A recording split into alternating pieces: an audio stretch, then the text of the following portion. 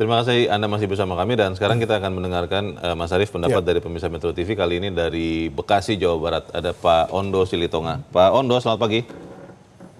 Selamat pagi Bung Leo, selamat pagi Bung Ari. Selamat pagi Pak Ondo. Silakan Pak pendapat Anda Pak.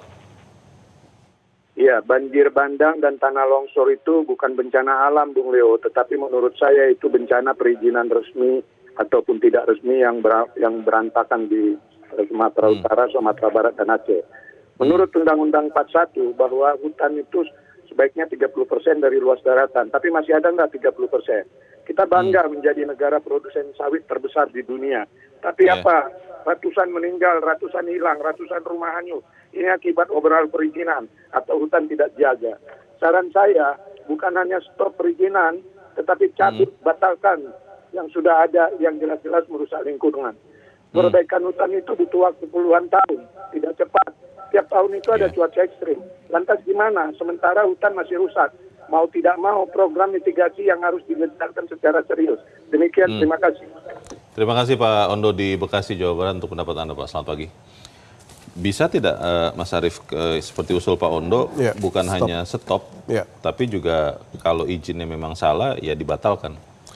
Memang seharusnya kita melakukan evaluasi ulang ya terhadap berbagai macam HPL yang pada akhirnya kita anggap sebagai salah satu biang keladi dari situasi ini. Karena kalau kita lihat beberapa provinsi itu sudah memiliki beberapa catatan di mana HPL atau HTI itu memang Sumatera yang terbesar. Jadi kalau misalnya hari ini terjadi bencana dari mulai Sumatera Utara, Aceh, dan Sumatera Barat, saya pikir itu merupakan salah satu indikasi awal yang harus dijadikan sebagai sebuah pertimbangan untuk mengevaluasi kembali. Di samping kita melakukan penegakan hukum yang jauh lebih tegas. Kenapa? Karena banyak sekali unsur-unsur masyarakat yang juga berperan meskipun kecil-kecil, tapi jumlah mereka makin lama makin banyak. Dan di saat mereka dibiarkan, saya pikir ini merupakan salah satu hal yang pada akhirnya akan cukup merepotkan di saat kita akan melakukan penegakan hukum. Penegakan hukum dan peninjauan itu apakah memang bisa dilakukan? Karena kan kita tahu Mas, ini ada kekuatan ekonomi yang juga nggak kecil-kecil ya, perusahaan-perusahaan besar ada di sana. Dan mungkin juga berkelindan dengan dukungan misalnya begitu, kira-kira bisa tidak untuk kemudian meninjau ulang izin-izin itu? Saya pikir kalau kita mulai bisa ya melakukan sebuah pertimbangan dengan menggunakan sebuah visi yang sangat panjang. Kenapa? Karena yang namanya hutan itu merupakan salah satu elemen ekologis yang akan memberikan dukungan yang sangat-sangat besar terhadap sustainability. Nah, jadi kalau kita sama-sama memiliki pertimbangan tersebut, saya pikir berbagai macam kepentingan selama ini menjadi bagian dari serakah nomix tersebut, saya pikir itu amat sangat bisa kita jadikan sebagai sebuah action plan, di mana hutan ini adalah bukan saja milik anak cucu kita, tapi milik keberlangsungan planet ini. Sehingga kalau misalnya kita akan memberikan prioritas terhadap bagaimana hutan itu harus tetap lestari, hutan lindung, hutan konservasi, itu merupakan salah satu hal yang memang kita harus lakukan. Kenapa? Karena kalau tidak kita lakukan sekarang, mau kapan lagi? Apakah kita akan menunggu misalnya sekarang salah satu tempat atau pulau di Indonesia yang memiliki HPL atau HTI yang cukup banyak memang Sumatera.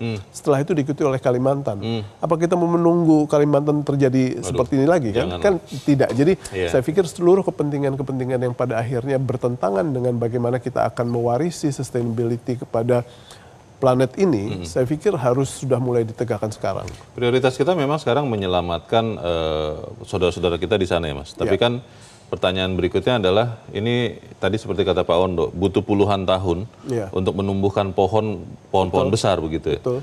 Apakah kemudian kita bisa segera juga menanam ulang, kalau memang masih bisa ditanami ya, lahan-lahan yang sudah botak seperti yang kita lihat ini gambar yang ditayangkan, atau memang ya akhirnya kita harus bersabar, bagaimana Mas?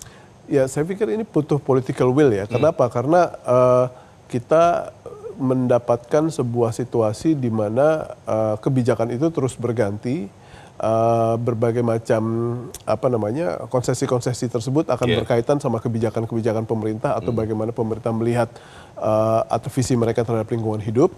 Jadi saya pikir ini harus menjadi sebuah pemahaman bersama. Karena kalau misalnya setiap pemerintahan yang datang, di mana politis itu kan orientasinya 5 tahun. Betul. Terbatas ya? Betul. Kalau misalnya ada beberapa politisi yang memang aji mumpung, mumpung mereka berkuasa, mumpung mereka lagi punya hak untuk memberikan konsesi, saya pikir itu akan menjadikan situasi hutan kita makin lama makin buruk. Tapi kalau kita punya sebuah komitmen bersama yang akan dilanjutkan dari kekuasaan dan kekuasaan yang lainnya, saya pikir itu akan menjadi salah satu penyelamat kita. Jadi memang lingkungan hidup ini bukan menjadi sebuah komitmen yang bisa bersandar pada sebuah visi politik, tapi harus visi bangsa yang pada akhirnya harus menjadi intervensi buat lingkungan hidup kita.